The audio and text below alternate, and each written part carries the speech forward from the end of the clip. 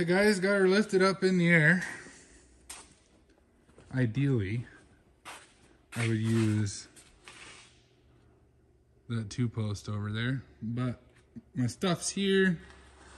I'm entirely too lazy to walk over there 4,000 times for tools. Yes, my toolboxes have wheels on them, but again, too lazy. So we are going to attack this back first. I think as it sits right now, that's pretty close to where ride height's going to be with just the factory spring sag. Those the rear leaf springs were sacked. I mean, they were flat as a board under compression. So yeah, it should be, I wish the camera did it justice. It's sitting up like a raked out drag car right now, but it'd be kind of funny sitting in the shop for a while with the back end lifted up and not the front. But I want to attack the rear end tonight as it's the easiest. And we'll just go one step at a time. All this stuff is untouched, so it might be a struggle, it might be a fight, but we'll see. So first things first, what I'm going to do is Panther piss the heck out of all the nuts and bolts. Get those soaking while I get my tools set out. And kind of clean up around all the U-bolt area and all that. I'm thinking by just the looks of it, it's pretty straightforward, going to be fairly easy. I don't think, I mean, I know for a fact a guy could do it in his driveway. Couple floor jacks, couple jack stands. You got it. First things first, I'm seeing, and I wanted to note this, steel wheels to aluminum wheels. I'm going to have to get longer wheel studs. I'll run down to Napa, O'Reilly's, whoever's got them, and grab wheel studs probably tomorrow. And yeah, because the thickness of the steel wheel is, I don't know, 1/4 inch. And the thickness of the aluminum wheel is significant. I think I've got enough thread engagement, or thread sticking out for enough, you know, just to barely get them on there to see how it looks like, how it's going to sit. But definitely going to be changing those. Doesn't hurt either. They've kind of rusted up, corroded up. Don't know how many times they've been over torqued and sent with an impact gun and not with torque wrench. So I know I have a wheel cylinder back here leaking. Another thing I'm going to dig into, probably not right away. It's not leaking bad enough to where I've got to address it right away, but I know it for sure is leaking. Probably wouldn't hurt to get the rotors or the drums turned. Throw fresh pads in, or shoes, spring kit, all that kind of stuff. No idea when the last time this was actually, the brakes were gone through on it. So yeah, with that being said, I'm gonna go squirt down everything, and then we're gonna start tearing into the rear leaf springs, get them dropped, and slide the new ones in.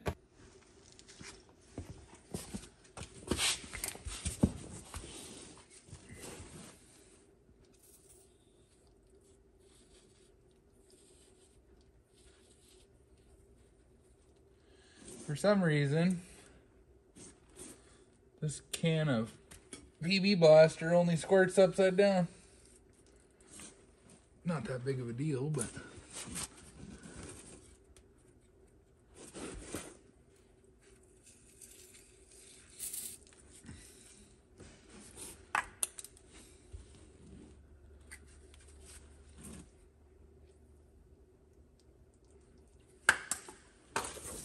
this would 100% be easier on the 2-post, but that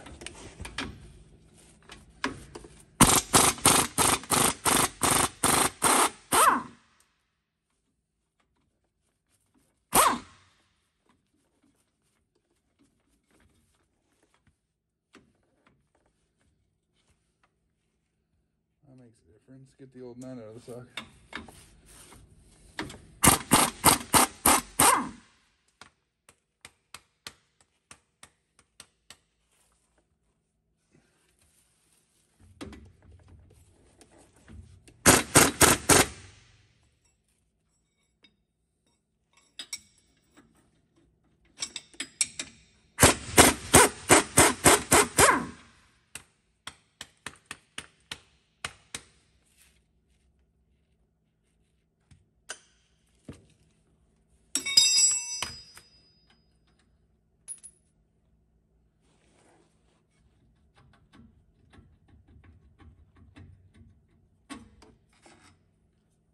Never would have guessed that would have came off that easy.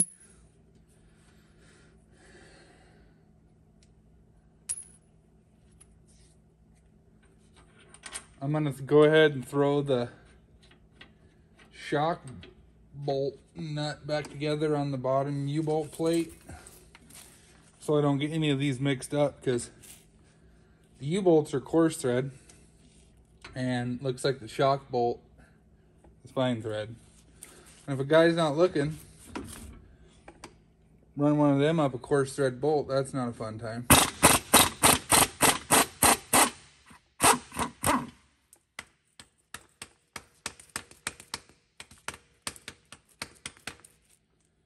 Oh, come on.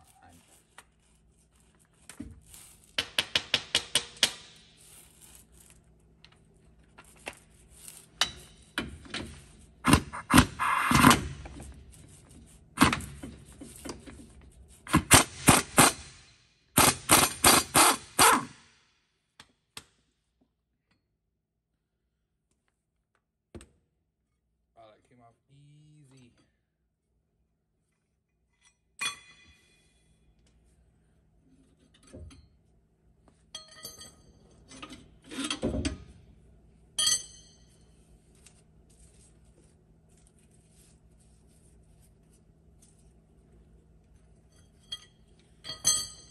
Just like that.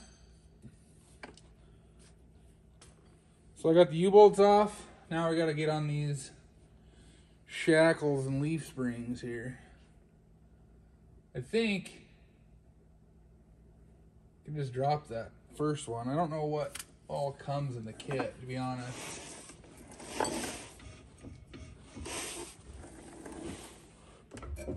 That's not 3/4.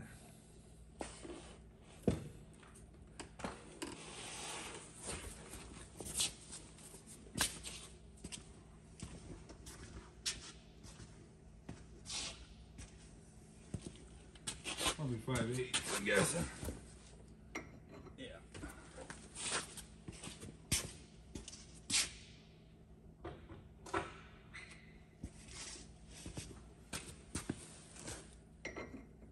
This bolt heads 11/16. All right.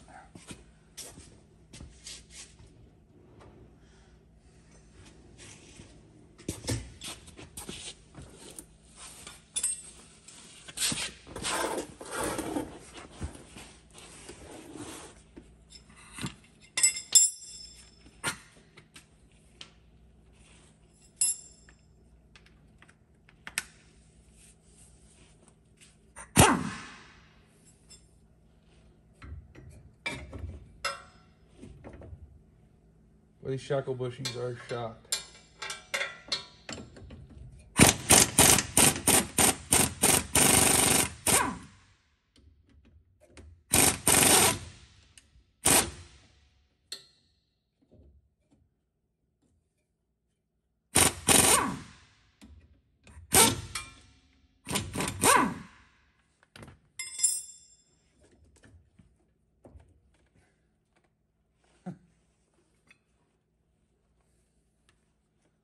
That's hot. These upper shackle bushings, there's so much side to side in those. Hopefully, I don't know, I'm pretty sure they come with new bushings for both sides of the shackles, but yeah, I'll tap that bolt out and then the leaf spring should pop right down. Hopefully.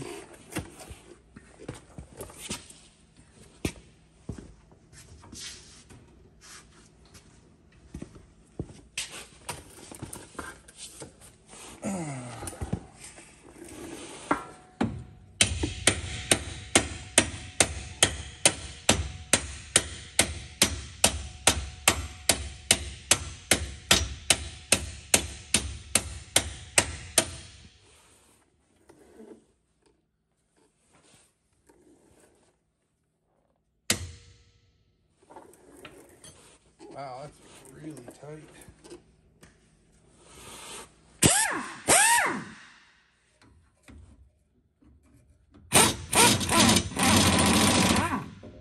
I see what's going on. Okay.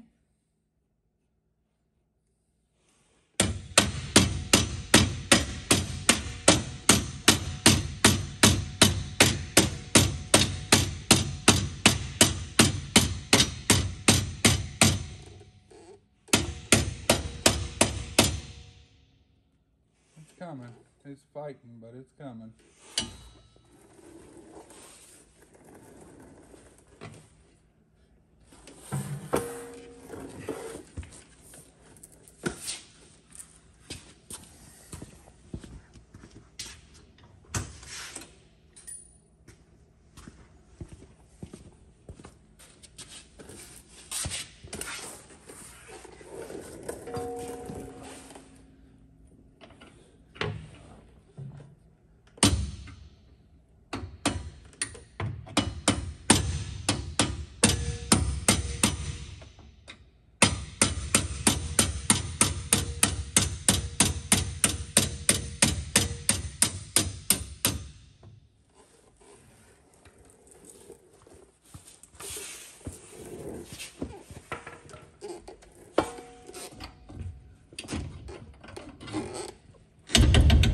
There.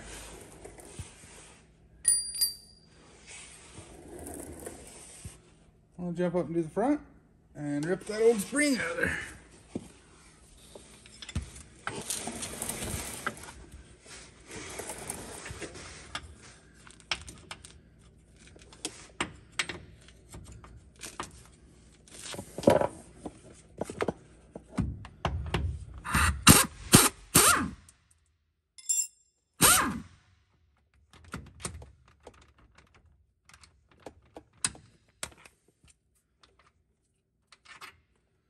Perfect, that came out nice.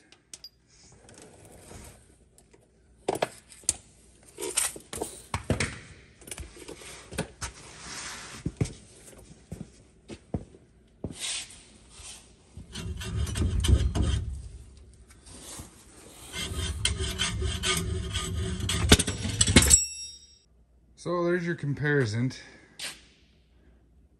of a 4-inch rough country spring to a factory OEM Scout spring. Sacked out Scout spring. Who knows what this thing was hooked up to over the years. Farm implements, discs, chisel plows, seed, you know, drills, header carts. Yeah, it was overloaded its entire life, but quite a bit of difference. Make note, look in your directions of where your blocks go for your pinion angle. And I'm gonna double check all my bushings and make sure to see if we have the upper shackle bushings. I'm sure we do. But I just want to go through those real quick, and then we'll get the new bushings put in the top shackle, or the top portion of the shackles, and swing this spring under. All right, so that spring's in, and I was actually wrong about ride height. I mean, ride height's probably still going to be right about there, but I figured that 4-inch spring would come up a little bit further to the axle there, but no biggie. I'm actually going to run into clearance issues. Our little floor jack broke, so I got to use this big one. Worst part of this whole thing, I'm going to give you guys a forewarning here. In there. This top shackle bushing, the old one, was the worst part. I had to drive that out with an air hammer. And I kind of got into the shackle mount itself a little bit, so I just cleaned it up with my die grinder and a rasp bit. But anyway, that was the worst part. Not the end of the world. Air hammer made it a whole lot easier. If you guys are looking into quick speeding the process up, that's the way to go. But I did count the bushings. The instructions for this lift kit are mediocre at best, so, which is fine. It's really straightforward, but they don't tell you exactly what part goes where, so you had to just do some counting. And I don't know if I'm missing a hardware pack, but I didn't get any new hardware. That's the stuff that I have. And yeah, so, and I'm missing like half of my bolt or nuts for my U-bolts, but whatever. If it was a big issue, I would contact those guys. It's not a big issue for me though, but Check out these old shackle bushings. I mean, just roached. That one actually came out of the spring. But the other one down here, right here, here's the old one out of the top shackle. I mean, just gone. So, I mean, we are benefiting a whole lot of body movement there too. I mean, it got clear into the bushing. It's just war. So, man, that looks like a rig that has 150,000 miles on it. This thing only has 87,000 miles on it, but it's been used its entire life. So anyway, that was really, really straightforward. Really not hard at all. I'm going to jump over and knock that other one out on the passenger side. Very, very, very simple to do. The only thing I'm going to preach is lube up your stuff, all your nuts and bolts, and make sure the only thing I'm going to note, obviously, that lube the nuts and bolts, but that spring or that shackle bushing, that was the worst part. And I know this side's going to be the same. It only took an extra 5 minutes to get it out, but it's just another little thing you might run into. So with that being said, I'm gonna jump on this side and get this one done. And then we will get this U bolted back together, throw the shocks on it, throw some rear tires on it, and I'm done for the night. That's plenty for me. Well, there it is. Way taller than I would assume a 4-inch lift would have been, but I mean, sitting there just like that, it looks raked up about 10 inches, and I'm not even exaggerating, which I know we got some ride height with tires too, but that's sitting on the floor. These jacks and jack stands back here aren't even touching it, but this side I fought like a bear. This one was a SOB. This bushing back in here on that shackle was a pain in the ass. Other than that, everything went together like it should. I got to finish the shocks, and I finished torquing U-bolts. Again, we're going to get longer studs. Here's what I was saying. I mean, we're not very far in there, so it's okay for rolling around the shop, maybe taking it to the exhaust shop to get some pipes put on it, but any long distance driving, I need at least another 1/2 inch of a stud on that, but it's coming along. It looks cool. So, I'm done tonight. That's all I can do. It's 10 o'clock. So, here in a couple days, we'll tackle that front end, get that finished, and then send her off to the exhaust shop, bring it back and do some bumpers. Oh, I'm not going to get into it. We're going to do a bunch of stuff. So, thanks for watching. I wish I could have done a little bit more filming, but it was just a struggle from the beginning. So, not too bad, but trying to do the camera and all that kind of stuff there and this and that. And yeah, you know how it works. So, we will get this front end lifted here in the next few days and it'll be done.